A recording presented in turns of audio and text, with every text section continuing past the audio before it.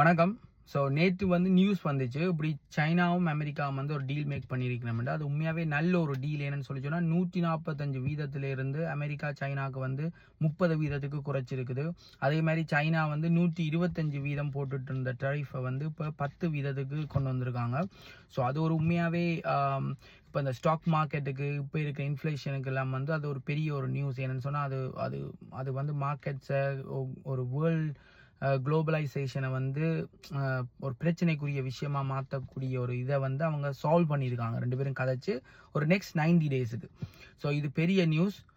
யூஸ்வலாக நியூஸுக்கு நான் ட்ரேட் பண்ணி லூஸ் பண்ணியிருக்கேன். கணக்கு நியூஸ் நல்லா வரும், அப்போ மேலே போகும், ஸ்டாக் ப்ரைஸஸ் எல்லாம் மேலே போகும்னு பார்த்தா அப்படியே சரிஞ்சு விழுந்து போட்ட காசு எல்லாமே போயிருக்குது.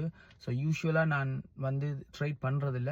பட் ஸ்டில் நேற்று வந்து இன்னொரு நம்பிக்கையில் ஓகே ஜஸ்ட் இன்னொரு சான்ஸ் ஒன்று கிவ் பண்ணி கொடுத்து பார்க்கலாம்னுட்டு ஸோ டெக் ஸ்டாக்ஸில் வந்து இன்வெஸ்ட் பண்ணான். என்விடியா, அமேசான், ஆப்பிள், ஹுட் இந்த 4 ஸ்டாக்ஸ்லேயும் நேற்று இன்வெஸ்ட் பண்ணியிருந்தேன். நான் நேற்று வந்து முடியும் போது அந்த டே க்ளோஸ் ஆகும்போது என்விடியா மட்டும்தான் எனக்கு ஒரு 60% ப்ராஃபிட்டாக இருந்துச்சு, மற்றது எல்லாமே மைனஸில் இருந்துச்சு.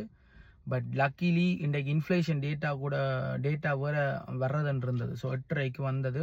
அது வந்து கொஞ்சம் கூலாக இருக்கிறபடியா இன்ஃப்ளேஷன் டேட்டா வந்து ஓரளவுக்கு ஓகேயாக இருந்தபடியாக இன்றைக்கு ஸ்டாக் ப்ரைஸ் எல்லாம் மேலே போயிருக்கு.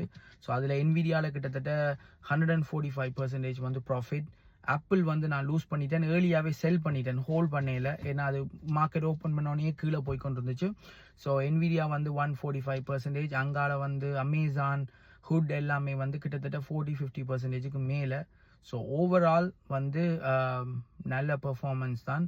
ஸோ ஆனால் நியூஸ் வருதுன்னு சொல்லி ஹோல்ட் பண்ணி வேண்டி விற்கிறது அது கொஞ்சம் பிரச்சனை. இன்றைக்கு இன்ஃப்ளேஷன் டேட்டா மட்டும் பேடாக வந்திருந்தா, என்னதான் நேற்று நியூஸ் வந்திருந்தாலும் இன்றைக்கு ஸ்டாக் ப்ரைஸஸ் எல்லாம் கீழே விழுந்திருக்கும். ஸோ ஐ காட் லக்கி என்று தான் சொல்லலாம். அதனாடி ப்ரைஸ் ஆக்ஷனை வச்சு மட்டும் ட்ரேட் பண்ணுங்கள். ஒரு லாங் டேர்ம் இன்வெஸ்ட் பண்ண போகிறீங்கன்னா ஓகே ஃபைன். பட் நீங்கள் டே ட்ரேடராக இருந்தால், ஒவ்வொரு நாளும் வேண்டி விற்கிறவங்களா இருந்தால் நியூஸை வச்சு ட்ரேட் பண்ணுறது சரியான கவனமாக இருக்கணும். நன்றி, வணக்கம்.